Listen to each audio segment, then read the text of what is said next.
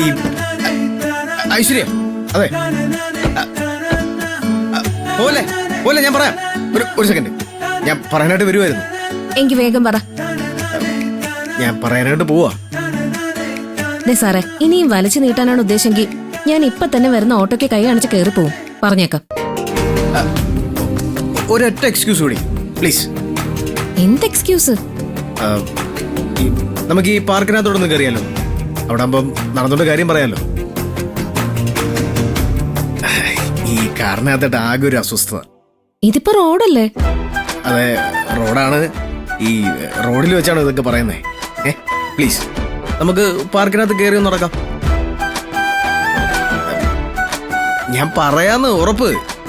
ഒരൊറ്റ condition, park മുഴുവൻ ചുറ്റിക്കറങ്ങാനൊന്നും ഞാൻ നിൽക്കില്ല. ജസ്റ്റ് അകത്ത് കയറും. ഒരു നല്ല സ്ഥലത്ത് എത്തുമ്പോ ഞാൻ നിൽക്കും. അവിടെ വെച്ച് സാറ് കാര്യം പറയണം. പറഞ്ഞില്ലെങ്കിൽ അപ്പൊ തന്നെ ഞാൻ തിരിച്ചു പോകും. ഓക്കെ ആണോ? എന്നാ വാ.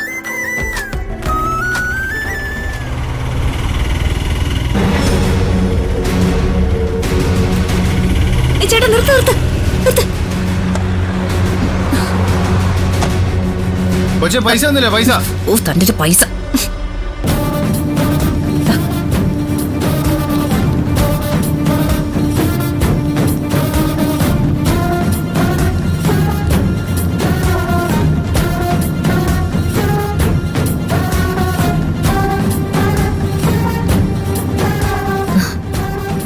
ഓക്കെ, ഇത്രയും മതി. എനിക്കാരും പറഞ്ഞു? ഇത്ര നടന്നാ മതിയാ? കുറച്ചുകൂടെ നടന്നിട്ട് പറഞ്ഞാ പോരെ? പോരാ, പറയുന്നെങ്കി ഇപ്പൊ ഇവിടെ വെച്ച് പറയണം. ഓക്കെ, പറയാം. ഞാൻ പറയാൻ പോവാ.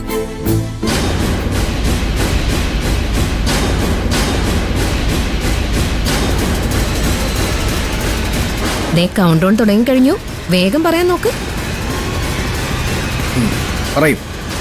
ഇന്ന് ഞാൻ പറഞ്ഞിട്ട് ഇറങ്ങും.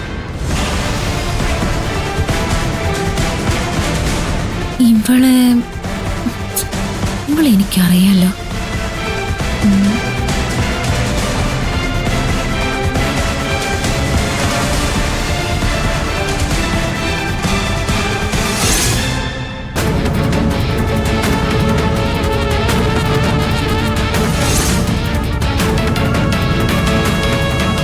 ഇവളെയല്ലേ ഞാൻ അമ്പലത്തിൽ വെച്ച് കണ്ടത്. അപ്പൊ അന്നും പ്രണവിനൊപ്പം ഇവൾ അവിടെ ഉണ്ടായിരുന്നതാവണം.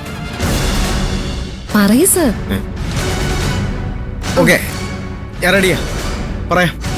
യെസ്, പറയൂ.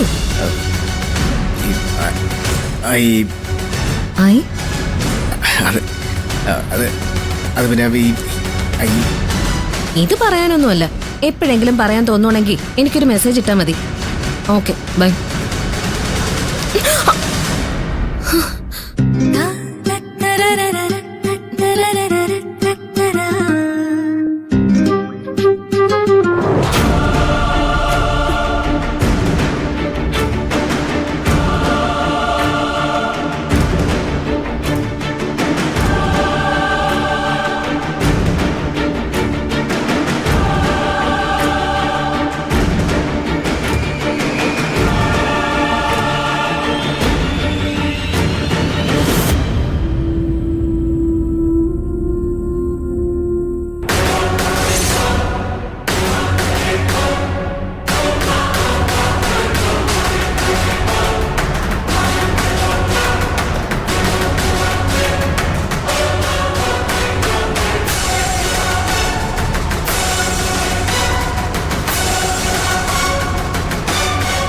ഐശ്വര്യയുടെ കൈ ഇങ്ങനെ ചേർത്ത് പിടിച്ചപ്പോൾ എനിക്ക് വല്ലാത്തൊരു ധൈര്യം.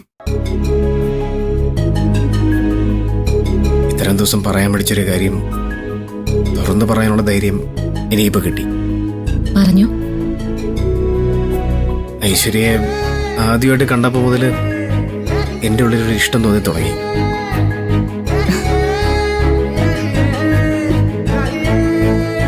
എനിക്ക് ഐശ്വര്യ വിവാഹം കഴിക്കണമെന്നുണ്ട്.